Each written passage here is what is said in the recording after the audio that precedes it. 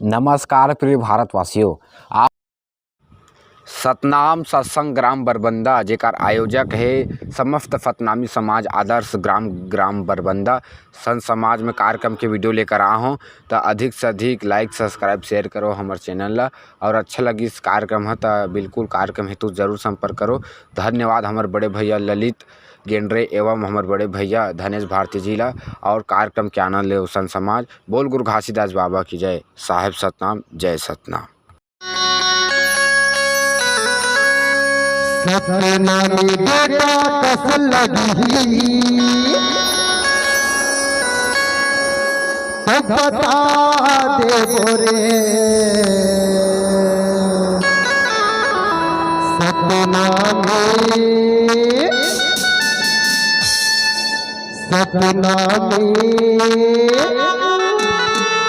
सतनामी जलवा बेटा अब देखा दे बोरे।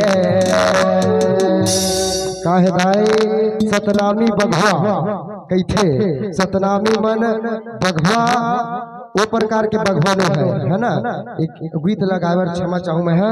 सतनामी के लाठी बजी सतनाम के ना कस लगी, सतनामी के लाठी बजी सतनाम के ना कस लगी तो बता दे बोरे। सतनामी सतनामी सतनामी जलवा दे बोरे।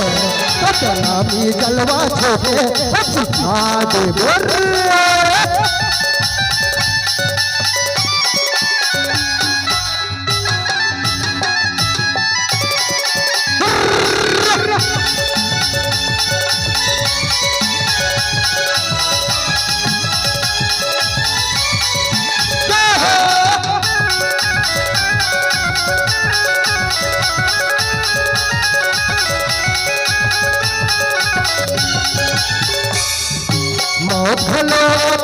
भैया खड़े नहीं खंसी न तान के, खड़े नहीं खंसी न तान के यमराजा के पसीना छोड़ जाए सतनामी बेटा जान।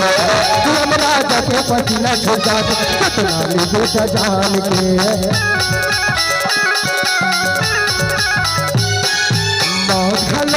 बेटा भैया खड़े नहीं खंसी न तान के, खड़े नहीं खंसी न तान के यमराजा के पसीना छोड़ जाए सतनामी बेटा जान के।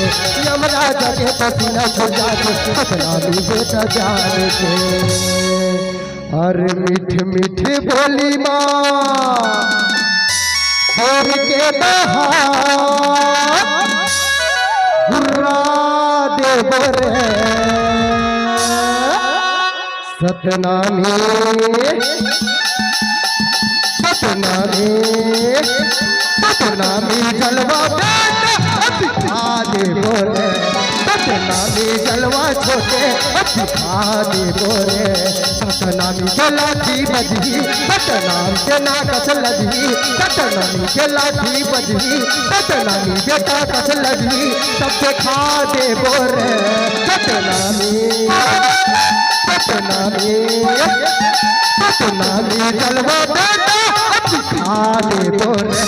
सतनामी जलवा छोटे खा दे बोरे। खा दे बोरे खा दे बोरे खा दे बोरे खा दे बोरे खा दे। धन्यवाद बहुत बहुत।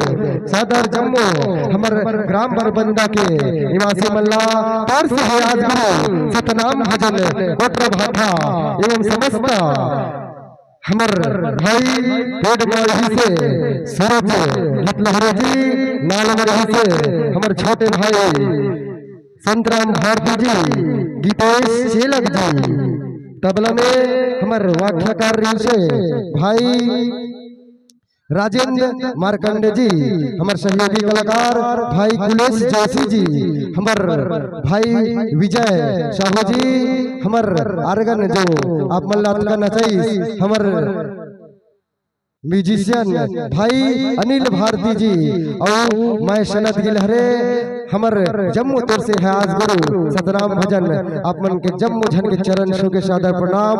धन्यवाद धन्यवाद।